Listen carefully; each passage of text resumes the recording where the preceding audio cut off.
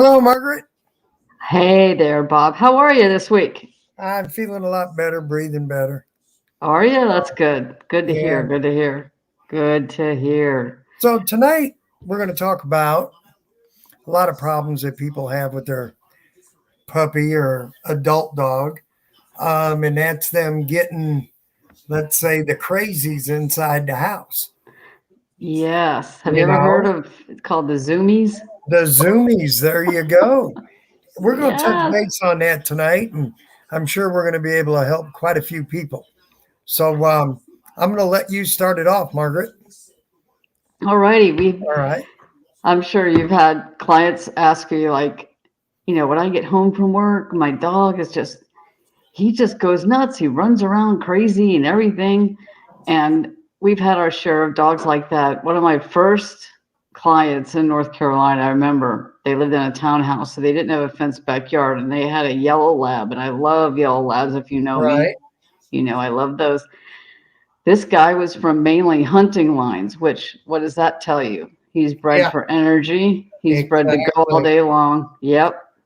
And I walked in the door and I thought he was going to like rip my clothes, jumping up so much and mouthing and biting and everything like that. I'm like, oh, Lord, we have work to do. And one thing we will tell you is with obedience, you will tire your dog out. Because you remember when you were in school and you took those tests, you had testing day where you tested all day, or you took the SAT and you didn't do a lot of physical work that day, but you did a lot of mental work and you were just exhausted by the end of the day. So that's one way we want to tire them out is with obedience, work them, work them, work them, make them think. Mm-hmm. Mm-hmm. A lot of people, they get like you said that they're not real active people, and they get these dogs like any of the herding breeds Hmm. require exercise. They just want to play, and then your terrier breeds, they're just go go go go go. If you're not real active people, please stay away from this breed of dog. They may be cute. And, a lot of people say, well, I got a pit bull. Well, it's terrier energy. They're going to want to play. So um, I'm going to let Margaret make a couple suggestions here besides the obedience, if you have any here, Margaret, because I've got quite a few. Oh yeah. Yeah. And first off, I would say it would behoove you to talk to a trainer before you pick out a dog, even if you're going to go to the shelter. Because what do people go by a lot is the way the dog looks, Right. not the way the dog behaves or its attitude or its demeanor. So let's talk to a dog trainer. Let's, maybe even hire one before you even get a puppy so that they can help you along the way. But, I don't know what you think about dog parks. I don't recommend them. That's just me. No, I don't And either. I don't go either. the reason is because you don't know what these other dogs have. Uh, Hmm. Nobody's requiring anything uh, as far as shot records. I've heard some bad horror stories. A guy brought a younger dog in, and for no reason, and who knows, another bigger dog just tore into this younger dog. And when a dog's fight starts with other dogs there, they got into it, and they dang near killed that puppy, Wow. that younger dog. I don't recommend them. A lot of people love them. They trust them. I don't. Hmm. Your dog can get sick. Your dog Hmm. can get worm. Let's say a dog has worms. Even though the people pick up with their dog, we messed in the yard, whatever, in the play area, and they pick it up. Another dog goes there to smell. All it takes is one worm egg, Hmm. and it's ingested into your dog. It gets on your dog's nose, gets on his lips. They lick their nose, they lick their lips. Next thing, you have the problem. I'm Hmm. not. I'm not saying never, I just wouldn't do it. That's all I say. Do you feel the Yeah. same way? I'd rather go to a friend's house where our dogs get along and they have a yard. So you don't have a backyard and you have no way for an outlet for your dog to run and run and run and run. Um, go to a friend's house that their dog has had their shots and everything, and everything's good, and they can play and run and get their energy out. Right. Well, you know, um, like a lot of people, they get these high energy dogs, like you say, they get the zoomies, and Hmm. and the first thing they do is they try yelling at the dog. And your favorite line is, "Your dog is not a computer. He does not understand what you're saying. Yeah, All he knows, he's being yelled at." In order for a dog to learn, they got to be shown right from wrong. Period. exactly. Exactly. And I'll argue that point with any trainer out there. Bring it on. Um, what I recommend doing is, if you do have a high energy dog, a lady I knew, I'm not going to give any names, um, her dog was just a terror in the house. It was so frustrated, it would chew on everything. Oh, yeah. And even though they here, and they throw it a toy, and the dog would get so frustrated.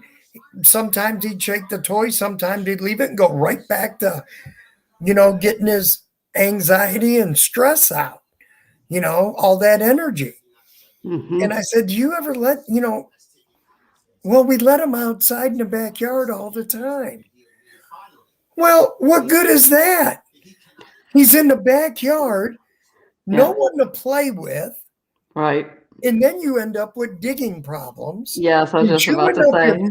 prop. Uh-huh. There's three things a dog can do when they're bored and stressed out. Margaret, you know the answer: Yeah. chew, dig, Two and big. bark. Hmm. That's all they can do to relieve their stress and anxiety that they have bottled up all day long. Here's what I tell my clients, and I said this on a previous show: leave a couple hard bones down there for him to chew on. When you get home, after you're done eating dinner, whatever, or if you're home all day and you're on your lunch, take his favorite toy and play with them for 15, 20 minutes. Play fetch, play tug of war, whatever you want for 15, 20 minutes. Just play with him straight till he can't play no more. If you let him out in the backyard, throw a ball around with him. Enjoy your pet. Just don't say, "Oh God, this doggy just runs around the house and I can't calm him down. I'm going to get rid of him." Well, yeah, that's an easy way out. Why'd you even Hmm. get a pet in the first place? That's the Right. way I look at it. You know, Yeah. play with your dogs. Yep. If you don't have time to play with them, rehome them to someone that has time to play, that will enjoy them. But don't, a dog can't do a crossword puzzle to occupy his time. Right. I mean, a lot of the pandemic puppies that were adopted are now back in the shelter, because Yep. people are back to work and all this kind of thing. Even just taking a 30-minute walk, 20, 30-minute walk around the neighborhood, Yep. you're getting your dog to smell things. It's using its, nose. It's getting excited. It's processing these things through its brain, and it's, getting engaged in all these different smells and sounds and everything out there. So you're doing a lot more than just walking. Right. So, like Bob said, have a bone down, so if they have frustration, they can go to the bone.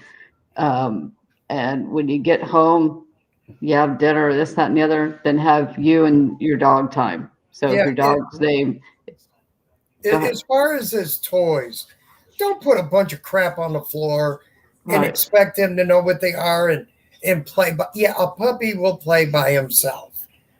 Maybe some, more mature dogs will do that. But they want to play with you, man. And when you come in, I know you get all excited to see your dog. "Hi, baby, how are you?" And you sweet talk him, and he gets excited, and he thinks it's playtime, And the next thing you know, you put your purse down, and 2 minutes after that, you're telling them to settle down. And you're using that high, stern voice. Well, Hmm. you started it, people. Exactly. Come in calm, put your things down, sit on the couch, pet them, take them outside, throw a ball around, or like Margaret says, even if it's just up and down in front of your house a couple times. Let them just hit them, burst the energy out and play and romp and bring them in the house. The thing is about the toy, I do not want that toy left down. I want it put away. So it gets to the point when he sees that toy, he's going to know mom's going to play with me. Then play tug of war with them, throw it around the house, enjoy yourself with them for 15, 20 minutes. And then I don't care if you got to do a bait and switch. Give him a cookie and put that toy away. The toy's gone. Show him his bone. Play with him with the bone a little bit.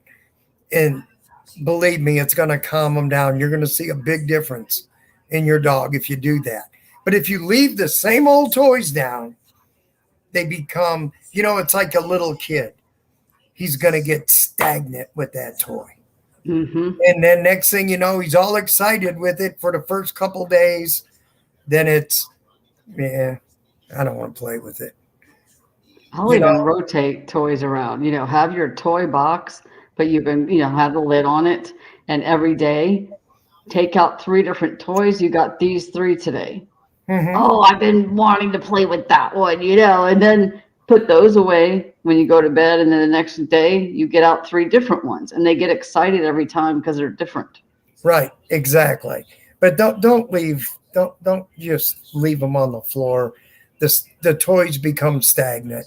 I mean, I got a little poodle here named Rusty. He's got a toy that he loves.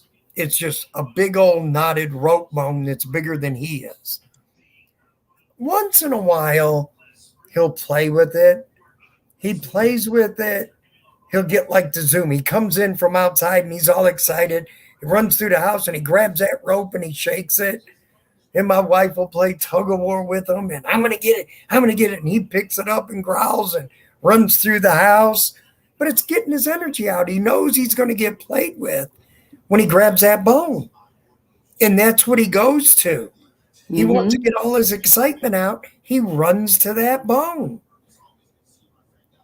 That's what you got to do, people. Yeah. And you might So, have a dog that's not a toy dog. I have a dog that isn't a toy dog. I'll throw the ball and he looks at me like, yeah, and yeah.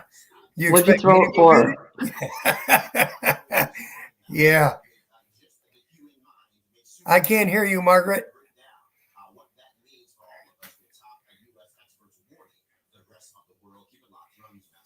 Looks like Margaret's having some issues with her mic. Yeah, We'll let she's her go having ahead and some get that. technical difficulties there, Christopher. Yeah. One of the things that I know I've noticed that you might be able to touch on is Amy and I have the dog grooming place. We also have the retail up front, and the thing I've noticed is that certain dogs like a certain texture. Mm-hmm. Sometimes it's the plushy stuff, sometimes it's the hard stuff. Mm-hmm. So maybe you could touch on that because sometimes when they get a texture they don't like, they won't play with that. Right, right. I Well, should be good now. you are. Okay. Christopher, I don't, were you able to hear Christopher? Yes. The Okay. different textures. Yeah, the different textures are good, but if you have a dog that is chewing on your child's stuffed animals, I do not recommend getting a plushie toy. Okay. Yeah. If he's chewing on your couch pillows that are soft, I don't recommend getting soft toys. Okay. Um, Right. unless, you know, you have him in some sort of obedience and he knows right and wrong, and we do the setting the dog up where you're going to put the pillow down, you're going to take the plush toy and put it down. If he goes for the pillow, he gets that firm no, then you play with him with his toy. but that's a whole other show. Yes, that's yeah. You Just know, don't have anything that replicates your things. Like, don't let them play with an old shoe and expect them to not chew on your newer shoe. it's funny you say that. There was an elderly lady who's got a well, she says it's a labradoodle. The breeder showed, the parents, and she lives by herself. Her husband just passed, believe it or not, about a week and a half ago, and she needed help with her dog, so she called me up. We started training, and this puppy, 5 months old, this is what's funny. He's real leggy, and he's 5 months old. They shouldn't be that big or as leggy as this dog is. And when he does you a profile, it looks like that dog's got Airedale in him. Oh boy. And well, the dog's problem is not only taking her 9-year-old Shih Tzu, or it's a Lhasa, grabs this puppy by the tail and drags it around the house, thinks it's a play toy, this older dog. The Airedale grab, not aggressively, just grabs its tail and drags it around. All right. So we're working on that. Yeah. But back to the chewing, like you mentioned, like shoes or sock, don't knot up socks and things like this. Right. I noticed the dog. I seen an old blue soft slipper, and the dog started smelling it and mouthing it a little bit. And I just, no. And the dog stopped, like, what the heck was that? I said, ma'am, he's got your slipper here. And she, no, that's the one that no. I let him play with that one. Yeah. No. I let him have that slipper. They were old. So I gave him that. I said, no. They all smell the same to him. They all smell like you. It's exactly. But back to the zoomies. If, a lot of people think obedience training is he'll sit down, stay calm, and he walks good outside, and you stop and he automatically sits down and, oh shit, look how smart my dog is. Yeah. But in the house, he's a damn idiot. Well, why do you think that is, folks? You don't put the obedience in the house. Well, it's not just that. It's, and I tell people, when you have a younger dog or dog that's starting to go through training, you can actually get a puppy lead. You can get them at the dollar store, whatever, for like $5, whatever. Cut it in half and let them supervise, drag that around the house. Obedience is not just outside when you're walking the dog or when you're working them. People, listen to this. Utilize the obedience in the home and make it a way of life. Not that your dog has to be under a command 24/7, but when you tell them to do something, make your dog do it. That's why I get a little, just 3 foot, 2 foot long. So if he's in obedience, you tell him to do something in the house and he doesn't respond, you can grab that leash, give him a correction, and make him do it. Don't let him get away with things in your house, but not outside when you're working them or when you got the 6 foot lead on and you're actually practicing your obedience. Now, dogs are smart, but they're not that smart.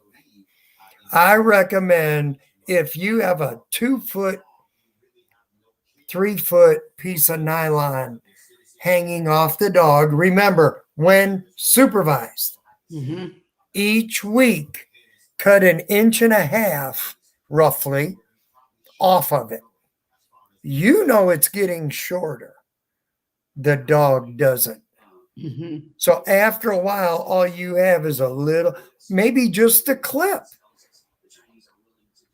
He knows he can still get a correction. So the thing is, don't just utilize the obedience when you're working them or practicing or taking him outside when he's on the 6 foot lead.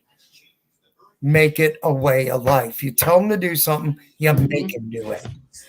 So, and believe it or not, you start doing that slowly, and that also is going to start having a calming effect on your dog too. Not a huge one like getting all his energy out through play, but it's going to help you. If you have a dog, like Margaret says, he's not a computer. Don't talk to him. Don't give him these big long sentences. Don't goo goo gaga all over him. Mm-hmm. When you give a command, you tell him one time. If he doesn't do it, he receives a correction, and that is outside as well as inside your home.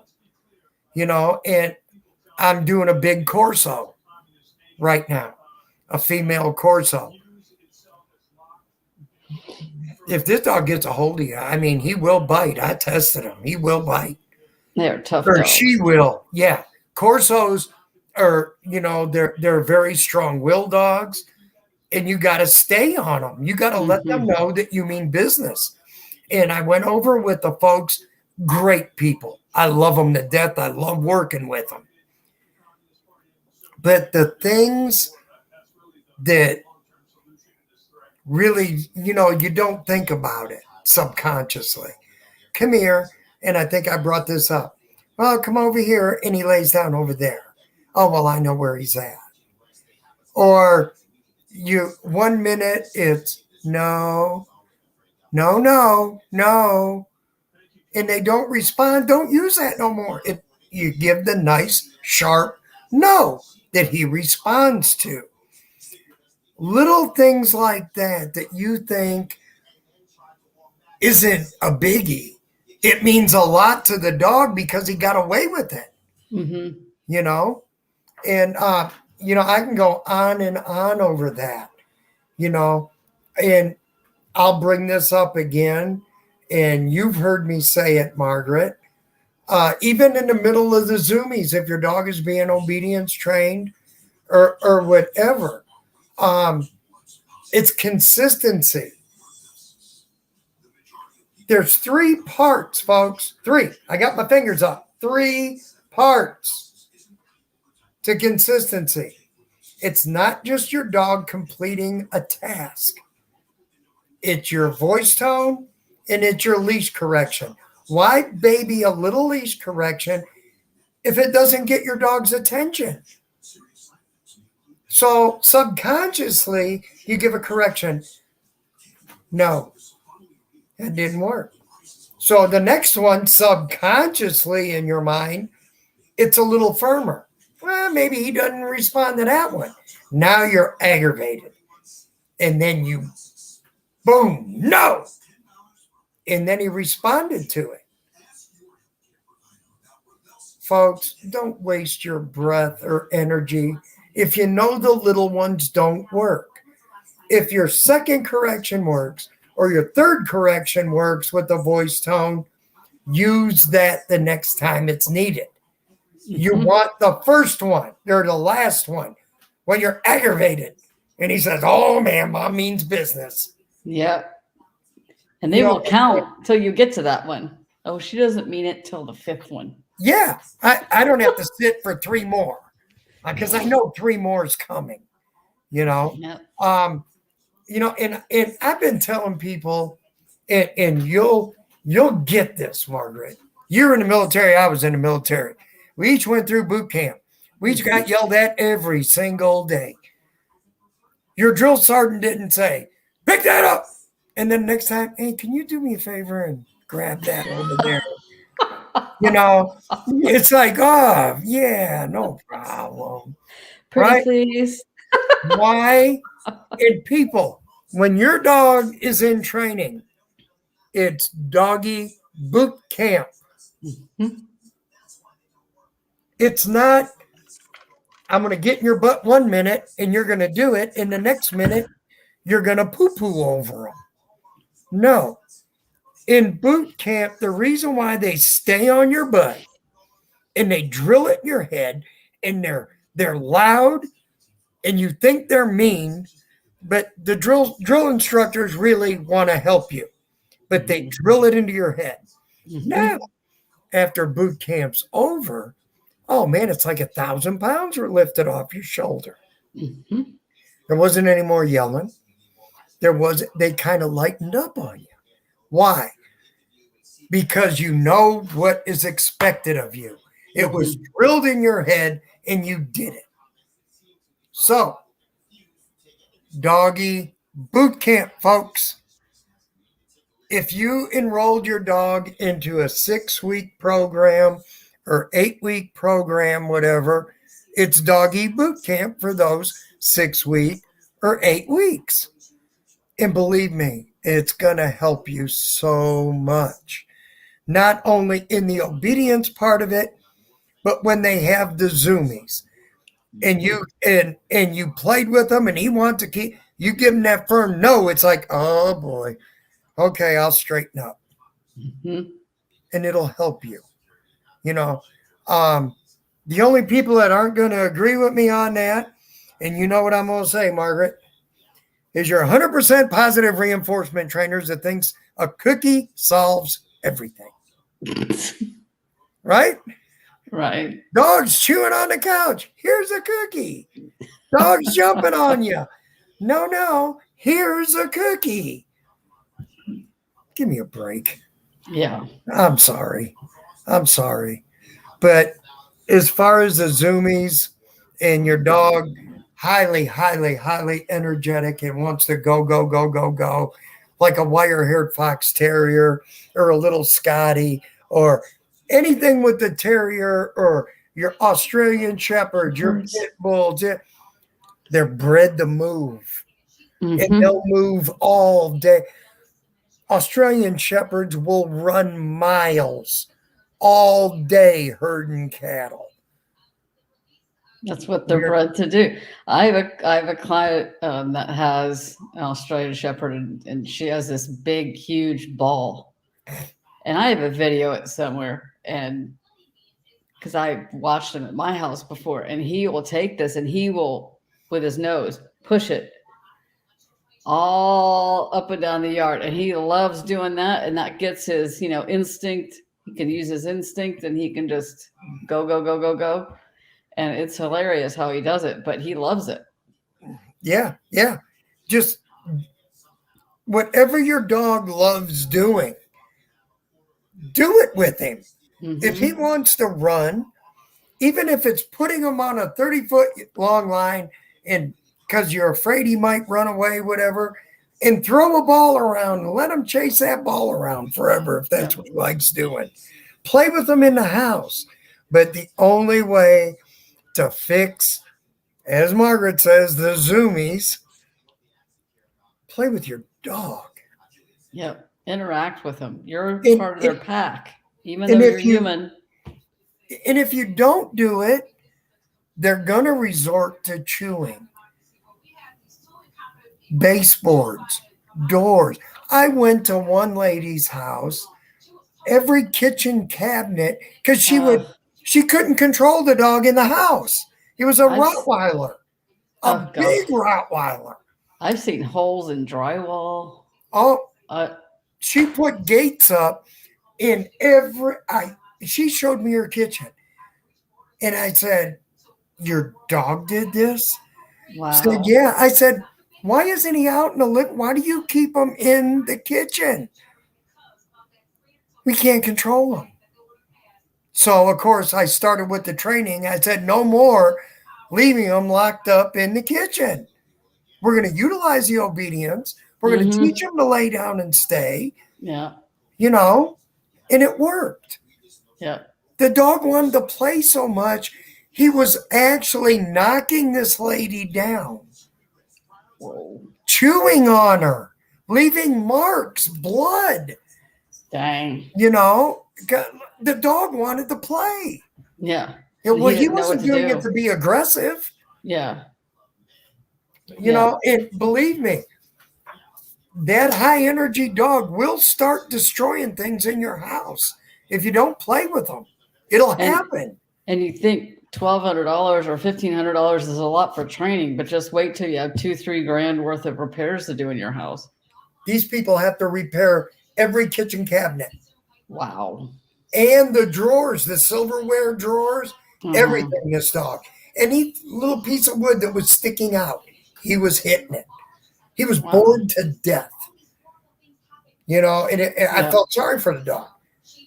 You know, but I think they had like 6-8 lessons, and by the end, the dog was walking around the house. They were able to put it in a downstay in the living room, go into the bedroom, and they did a marvelous job with him. That's great. But it's consistency, folks. Play with your dog. Yep. That's all I have to say. Play with your dog. I had a shepherd in North Carolina. It was my first year training, right? It's before I met you. And I was training this German shepherd. And, you know, I start in the house with like the sit command. A lot of people already teach your dog sit, but, you know, let's teach them the proper way. So we're doing, you know, the sit and everything. And we start on leash handling. Then we work to being outside. And then, you know, the third lesson, we're working on heel. So we're in the backyard. And this dog's acting like a dingbat. Like he didn't know anything I had taught him in the first 2 lessons. And he's acting like an imbecile. And I'm like, what is wrong with you today? And I'm looking at the owners like, what is different? And then it finally hit me. I'm like, we're in his play area. Yeah. Because all he did in that part of the backyard, that was play area for him. So he didn't think he needed to listen at all. So I was like, okay, we're going to work towards this area. Let's go back out front. So we went back out front, started working, and then we started working towards the backyard. But, you know, it's like Bob said, it's not just working out in the front of your house or in your driveway. You need to work the obedience in the house. Of course, out front, like we just said, out in the backyard, down the street. And don't do the same routine every time. When you do the heel command, heel is not walking for 10 minutes straight. Let me say that one more time. The heel command is not walking for 10 minutes straight. You need to stop, sit, stop, sit, stop, sit, stop, sit. Go for a couple minutes, stop and sit. 10 seconds, stop and sit. You know, keep mixing it up on when you're stopping and sitting. Throw downs in there. Don't make it like a routine he can pick up on. And that's when you're doing tricks. You're not doing commands. Exactly. So I've seen trainers work dogs like that, where they just, I'm working heel, I'm walking for 10 minutes. I'm like, you're not doing anything. Yeah. Yeah. The dog's getting bored. Squirrel. You know, and, you know, like you mentioned, German Shepherd, there's a gentleman, lives about 50 minutes from me. We were doing his lesson. And this dog was ballistic. Happy, play with me. Walked in the front door, dog's up on his hind legs, and the gentleman's trying to hold him back. And all I said was, let me have your dog. I love saying that. So he handed me the leash. I said, sit over there. The dog was jumping all over me. I never gave the dog a correction. I never talked to the dog, and I didn't get irritated. I was very quiet. I was very calm. Within 10 minutes, I had this dog at a downstay in the living room. This was in the evaluation. Dropped the leash and sat at his dining room table. What I'm trying to get across here, if you have a high energy dog, be very calm. The more frustrated you become, the more frustrated the dog's going to become, because he has no idea what you want. Mm-hmm. All right. Then it got to the point, he said, as soon as I take him out the front door, he just runs to my truck because he loves going for a ride. I put this dog outside. It was worse than he was in the house. I finally got the dog to sit. I placed him to a sit, and the dog would sit, and his butt would come up, and he'd sit, and he's up and down. He's the dog over was the like, ground. and he was staring at the truck. Oh my God. And I brought him back in and put him back out. Gave him little short victories. If he sat for 5 seconds, I brought him back in the house, made him sit at the door, stay, brought him back out. People, I don't care what any other trainer says when they say, especially this, okay, let him go out, let's take him over here, and we'll start working them. Man, get rid of that trainer. Get rid of that trainer. Because your dog's going to think he does not have to listen to you from the time he walks out the front door till the time he gets to the street. Then he's got to start working. That's why I always say, sit before he goes out. Sit on the other side of the door. If you have steps, go down the bottom of the steps, make him sit again. Make him sit at the end of the driveway. Start working the obedience from the time you walk out that door. Don't say, okay, let's go outside. And he runs all over the place and he's dragging you. And you get him out to that area and he'll settle down. No. You're missing the damn point of training. Have you ever been to a dog obedience trial? Yeah. Where they act great in the ring. They're doing everything they're told to do. Right. They get out of the ring and they're like idiots. They're jumping all over everywhere. Because the only place they have to perform the obedience is in the ring. That's when I was training. I went to one and that's all it took. I never went back to another. When I was working police dogs. All right. Hey, enough, guys. When I was working police dogs. Well, this dog was marvelous at attack work. Out in the street, we simulated a chase. I slam on the brakes. The cop would slam on the brakes. Well, then they didn't have like automatic doors or anything else. Dog bailed right out the window, run me down, hit me, the whole works. Excellent. Well, there was a bar fight at a club. Loud music, lights, 50, 60, 70 people inside. The cop brings the dog in. Dog freaked. He wasn't used to it. Yeah. And that's just because we never worked them in that situation.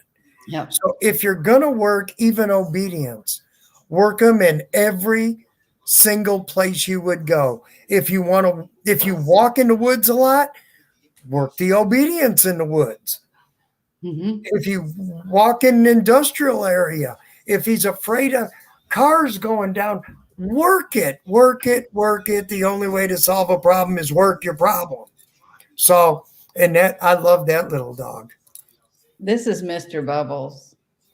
Mr. Bubbles. Yes. He's cute. He's so cute. He's a cute little guy. He wants to go. But anyway, unless you have anything else to add, Margaret. Yeah, service dogs. What are we going to do with the Zoomy dogs that are high The Zoomy dogs. Yeah. We're going to play. Yeah. And another thing too, I have something else to add is check your food. We've mentioned this before. Check the ingredients of your food. There is a food out there that actually has sugarcane molasses in it. And you need to look at your ingredients because if your dog starts to get, that could be one thing that you could work on. If a dog is hyper, that's one thing I look at is the treats and the food, and then we go into the obedience and things like that. So we get the food out of the way. So we know that's not a issue, but look at the ingredients just in case. That's very good. But remember folks, try what I said, try what Margaret said. If he likes playing with his, a rope and he likes playing tug of war, play tug of war with him for 15, 20 minutes a day. When you let him out in the backyard, play with him. Just don't throw him out there. Because Right. if you don't play with him, he's going to get bored. He's going to start digging and everything else. So remember, consistency. Don't do it one day and then skip 4 days and do it again and wonder why your dog's still an idiot. Play with them. Exactly. That's why you got the dog, to enjoy it. And if you can do it, maybe even take them to a doggy daycare twice a week. Doggy daycares are good. Because everybody has their shots and everything. Yeah, I mean, people, you got a dog to enjoy, and I'll be honest with you. If you have a dog and you don't do anything with it, 70% of the time, I'll go 75% of the time, you're yelling or screaming at your dog because you don't know how to control it. Instead of getting him trained or working with him on your own, we're giving you enough tips here. Try it. Get a hold of Margaret. You see how to get a hold of us on our websites. Get a hold of us. We'll be happy to answer any question you might have, but we can help you. We're not lying about what we're talking about. But what I need everybody to do out there is like, Margaret, comment, share, there you go, and subscribe. subscribe. Yes. I mean, we got a lot of shows. I think we have 6 or 7 shows out there now. Yep. If you have a problem, just look up the topic, watch it, and listen. So until next And week. also hit the bell as well, so whenever they go live, you get a notification. Oh, thank you, Christopher. Thanks, Christopher. All right, Christopher's folks. very important. I think Christopher is going to be out next week. Am I right on that, Christopher? Yes, ma'am. Okay, we're going to skip next week, and we're Yep. going to the next one. And I didn't appreciate the ma'am part of it. All right, But guys. hey, everybody have a happy and safe New Year. And we'll see you all in 2 weeks. 2 weeks.